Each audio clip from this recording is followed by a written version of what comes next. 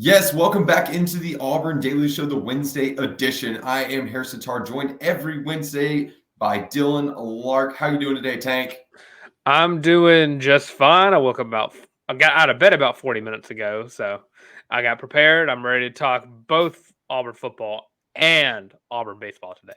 That is the right answer, Dylan, because we've got a lot to talk about on today's installment of the Auburn Daily Show.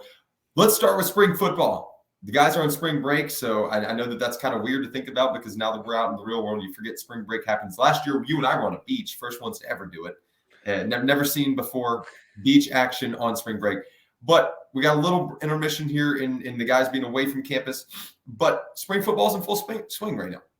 And the conversations are growing, and it's becoming a common theme here at the Auburn Daily, as well as our work over at the College Loop, to start looking at position by position and where the ship is headed under Hugh Freeze in his first year. Let's talk some wide receivers today, buddy. I almost said guys, but Daniel Locke's fully not here, so let's talk a little wide receiver here on the Auburn Daily Show, and let's really break it down in terms of where we've heard from both Zach Blackerby and from people around the program the reps are being given to in terms of with the first teams at the wide receiver position. Plenty of people talking about the quarterback. I want to talk about who's catching the football because there's been some mix-up here and some names that we expected could make an impact that are definitely making an impact, and some names we thought might make an impact that aren't. So, Dylan, where do you want to start here in terms of guys that are really kind of solidifying their spot here this spring?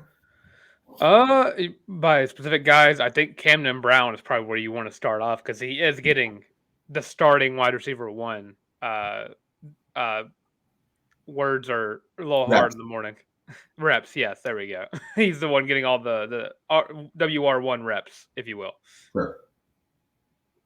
I'm curious to get your thoughts here. I'm really high on Camden Brown. I think a lot of people are really high on Camden Brown. What does he do well, Dylan, that really solidifies him to be part of this offense, whether that's Robbie Ashford, Holden Jarner, TJ Finley, Hank Brown, someone else throwing the football? What does he add to the offensive scheme that Auburn is running under Hugh Freeze in 2023, which it's pretty much I'm putting the ball on the tee here. But I'll let you go ahead and vocalize that because I know you're high on Camden Brown too, unless I'm mistaken. Oh, yeah. Coming into the season, he is listed at 6'3", 202 pounds, and size. That's what he offers is size. He's a great possession receiver. He can go up and get it. He's got that sneaky speed that you don't expect from a tall receiver like this, and he's just like the perfect receiver for the Auburn Tigers right now. And he can only get better. I mean, he has 3 more years to play for Auburn, and I mean, best comes to best for him. He isn't going to be here all those years. But I'm looking at Camden Brown. He is going to be that true wide receiver threat, a wide receiver talent that Auburn has not had since probably in the prime days of Da'Keel Williams before he was eventually off the team. But Camden Brown offers that same go up and get it that he has, and he's also faster than Duke Williams is. So Auburn fans should be very excited for Camden Brown and his future. Another guy that offers frame, a former Bearcat, someone that I know that you followed for a good period. Talk to me a little bit about Nick Mardner. All right, so Nick Mardner is a guy I've been comparing a lot to Quentin Johnston, who had an outstanding season last year for the national championship runner-up TCU. Listed at, I believe he's 6'6", about 220 pounds, because you can't be that tall without weighing that much. I'm going to look it up while I'm talking. But yeah, Nick Mardner offers something that is off, like he's 4 inches taller than Camden Brown is, but they're around the same speed. And you don't get that from these tall receivers like that. Like they are sneaky fast. If you're not paying attention, then they're going to go right by you. And believe me, they also go right over you. Nick Mardner, 6'6", 215. There we go. And if you look at it from Quentin Johnston, see how the season he had, I think Quentin Johnston's about 6'5", about 215. It's all there. And Nick Mardner had a kind of a down year with Cincinnati because the quarterback situation for the Bearcats wasn't the best after Desmond Ridder left. They were going through several other guys. Ben Bryant and Nick Prater were 2 guys who were battling it out all season. Evan Prater, sorry. But Nick Mardner transferred to Auburn, and it looks like he's going to make an immediate impact. Also, he's getting that starting outside wide receiver role opposite of Camden Brown. So when you look at quarterbacks like Robbie Ashford or whoever Auburn ends up probably getting from the transfer portal after the spring, they have 2 very tall outside receivers who are both quick, talented. And I mean, I'm in love with this wide receiver room. I can't say I disagree. I mean, it's something to be excited about. Let's talk about another guy who a little bit smaller, 6'1", 198, out of Kenner, Louisiana. Junior wide receiver Coy Moore. A lot of people really think that Coy Moore can be a difference maker in 2023. And I guess I'm listening to the Zach Blackerby School of Football too much, but I don't think they're wrong. I think that Coy Moore brings a lot to the table. Route running, speed ability, ability to high point the ball regardless of his size. I'm interested to get your thoughts. How does Coy Moore plug into this as you kind of round out your top three guys? All right, so Coy Moore came in from LSU, so he's got to be talented just by the sheer fact that he went to LSU. But he's fast. His route running is pretty daggum good. Last season, I saw some issues with his catching ability. There were a lot of games, especially LSU, where there were a couple of catches he should have had, but they got jarred loose off of a hit. And it looked like at times he didn't like to get hit when he's trying to catch the ball, so he kind of just dropped it. But later on in the season, you saw him step up in that role. And one of his only touchdown of the season came from Jarquez Hunter. So worst comes to worst for Auburn football this next upcoming year, Jarquez could take that quarterback role. But I see a lot of talent out of Coy Moore. I saw him step up. He's one of those guys that you saw step up immediately after departure of Harsin. And I mean, the talent is there. I mean, there's a reason he went to LSU, and there's a reason he came to Auburn right after. So I'm looking forward to see how he develops under this new wide receiver staff. There's certainly a lot of pieces to be intrigued by in this wide receiver room. We've already mentioned Camden Brown, Coy Moore. We didn't talk about Javarius Johnson and his potential impact this year. And I don't want to dive too much into that because I do have another question for you, and we only have so much time here on the Auburn Daily Show. We don't like to run too far over. Where in the world's Landen King in this picture? We thought maybe he'd be hanging out with the tight ends, taking reps with the tight ends, kind of being your just freak of nature on the offensive side of the ball. And to our understanding, he has sat in on a handful of meetings with tight ends, but he's not getting first team snaps. Now, we only have that, 25 minute window where the media is allowed to be in. And there's only so much film that gets out from within the program in spring ball because you're trying to focus on yourself. It's like after a bad breakup, right? Kind of perfect scenario, analogy there, where you're trying to work on yourself. But where is Landen King, and why has he not fit himself into this picture yet? Because all we have heard, and this is not me being critical, I'm super high on Lando. You know where I'm at. Oh, yeah. But all we have heard is about how much he brings to the table. Dylan, why is it not there yet? I think it could just be that they've missed out with the 20-minute window. Landen King definitely has probably the most talent out of anybody in this receiver room. And I mean, I love Camden Brown. I love Nick Mardner. I love all these guys. But Landen King has the speed, has the height, has the strength, has the hands. There's very little that he does wrong whenever he's on the field. And when I look at Landen King, I'm like, maybe we're just missing out on it with the 20-minute window. Maybe after that, Landen King just goes off. They don't want to show off their weapon. I mean, Landen King shouldn't be listed as a wide receiver or a tight end. He is a weapon. That's why he's playing both. He's 6'5", 209 pounds. And I mean, that's a tight end height with a wide receiver weight. The dude can run just as fast as any of them out there. And I think that when it comes down to it, I'm going to go with maybe they don't want to show him off just yet. Maybe A-Day is going to be his coming out party because I like all these guys, and I mean, where do you really plug in Landen King? Is he an outside guy? He happens to be a slot guy. He's going to be playing a little bit of everywhere. If he's going to be playing tight end too, he could be playing running back for a couple of snaps. Maybe we're just missing out on those key plays that he might be a different position. Maybe Landen King's playing quarterback instead of Robbie Ashford this year. Who's to really say? I'm with you, Dylan, and you'd like to think that maybe outside that 25-minute window, he's getting reps elsewhere. It's just perplexing just a little bit that you've not seen anything in front of our eyes because Landen King entered the transfer portal this past year. And then Hugh Freeze made a point in priority, go back and get him. Smart move, great move. Keep him on the roster. Don't let him go anywhere. He wants to be at Auburn. Don't be dumb. And Hugh Freeze did the right thing when he went back and brought him back in because I'd assume talent evaluation and talent retention. It's weird man, it's odd that we've not really heard anything crazy. Now, granted, we're only a full weekend, and maybe there's some things we don't know about that we've not heard about, but it is a situation to monitor. You know what else you need to monitor? Your picks. When you use Prize Picks, Dylan. This season, the Auburn Daily has partnered with Prize Picks to bring some fun and variety to the picks in 2023. Prize Picks is a free app that allows you to choose any 2, 3, 4, 5, or 6 players from any sport in your wager. Predict the over or under for the next game and win big prizes if they do well. They have flex options where you can still get paid on winning only 3 of 5 or 2 of 3, and you can have multiple sports in the same parlay. That's clutch. Best of all, use promo code Auburn, that's AUBURN, to receive double on your first deposit up to $100. That's promo code Auburn, AUBURN, for double your first deposit this college basketball season. Win some money with Prize Picks and Auburn Daily. I know that college basketball is almost over, but you got March Madness. Why not make yourself even more stressed out than your bracket? Add in some Prize Picks there. Use promo code Auburn for double your first deposit up to $100. Dylan, let's pivot. We had a little basketball innuendo there. The Auburn basketball play tomorrow. We're actually not talking hoops today for the first time in a while. We're going to talk some Auburn baseball. I'm going to hand you the torch because I kind of geeked out and got to watch a masterclass from Auburn, and it was an all Auburn team of both color commentary,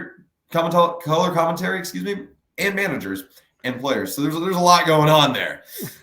I'll open the floor and let you fire away. All right, so of course Auburn won last night 4-1 in 9 innings. So I mean, me being a softball lover, I'm not used to seeing a full game. But looking at Auburn's win over UAB, what strengths did you see from this Auburn team last night? Man, this offense is kind of coming together, but they got thrown off by Casey Dunn, Auburn alum, played with Greg Olson at Auburn under Coach Halbert. But UAB threw, I think, 8, maybe 9 different pitchers last night, and Auburn did a decent job of adapting. It definitely kept Auburn off their rocker, off their kind of A game, getting into that rhythm, which when you're a school like UAB playing a school like Auburn, sell out for the win, and I completely get it. I was super impressed by the offensive resilience, the selectivity, if that's a word, of pitches. I was more impressed than anything by Tommy Vail's outing yesterday, man. I mean, 5 2/3, didn't give up a single hit, 5.2 innings, but didn't give out a single hit, 8 strikeouts, and didn't give up his first base runner until the 6th inning. He walked 2 guys, and Butch decided it was time to give him the hook and yank him out of the game.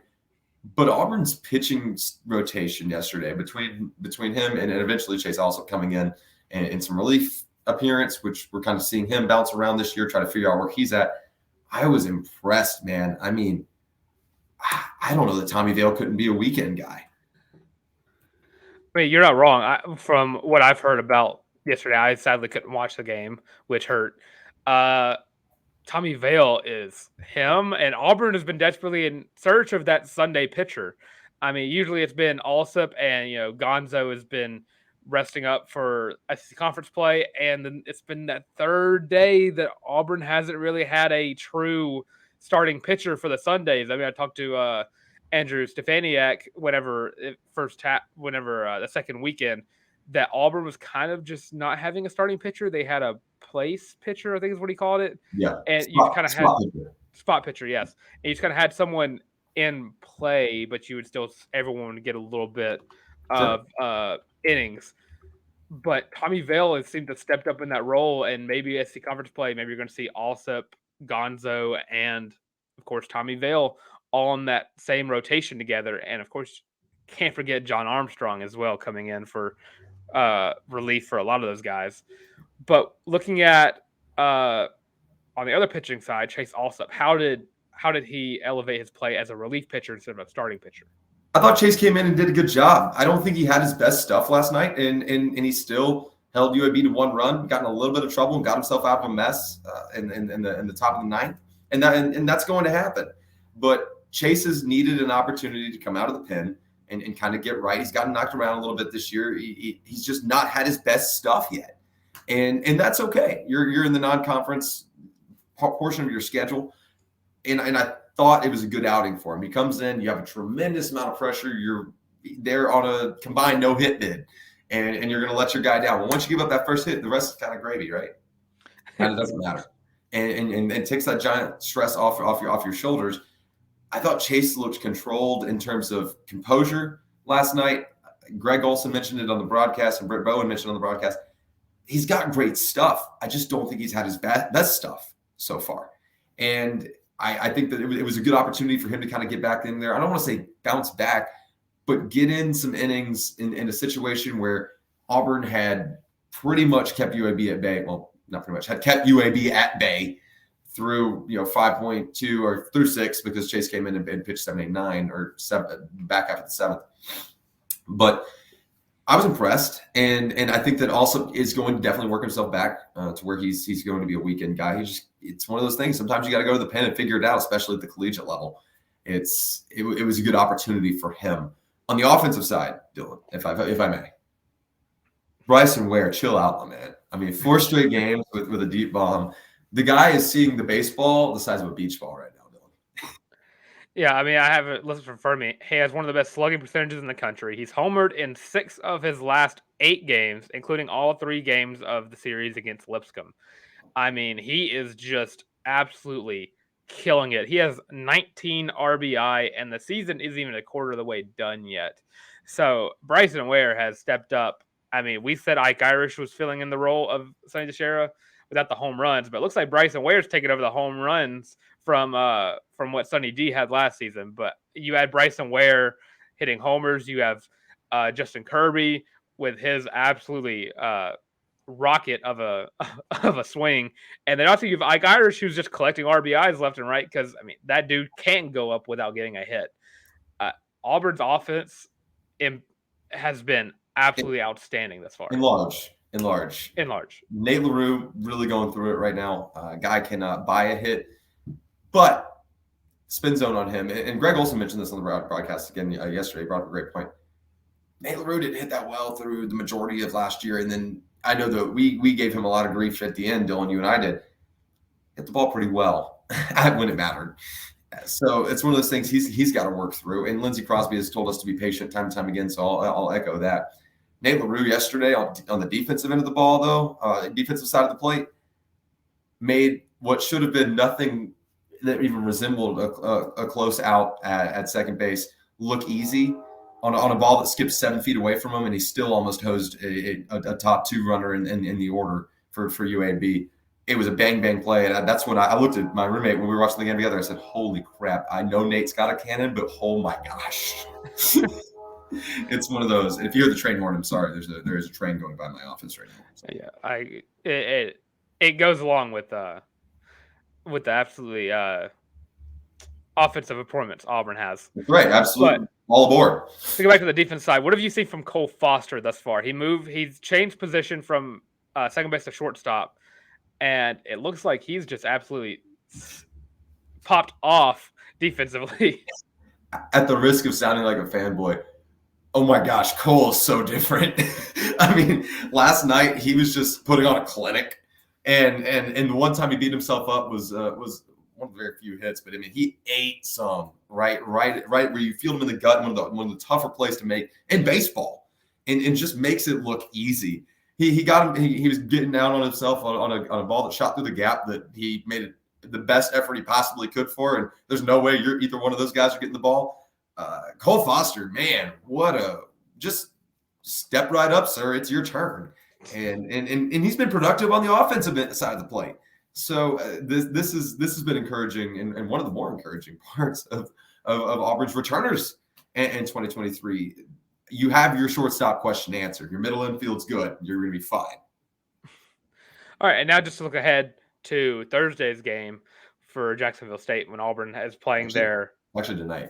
Is it tonight? It is. Oh, they don't play on Thursday. Yeah, that's the 6 games in 5 days, or 5 games in 6 days is absolutely wild to do. By the way, it's nuts. But Auburn is going against Jacksonville State, a team that beat them last season, with left-handed pitcher Connor Copeland. What are you looking forward to see from Copeland as they play against the team that Auburn should be a little wary of right now? Oh, sure. Absolutely. I mean, Jacksonville State, UAB was not a bad team last night. Let's not get that lost in the sauce either. Jacksonville State's one of those teams. You're playing host to one of these big schools, your in-state quote unquote rivals, because it's always fun to beat up on other teams inside the state. And Jacksonville State's a good ball club. Connor's got to have a good outing tonight. You got to get 5 innings plus out of Connor, where he's at right now, and hold it within a couple of runs, 3 runs, and it's a successful outing.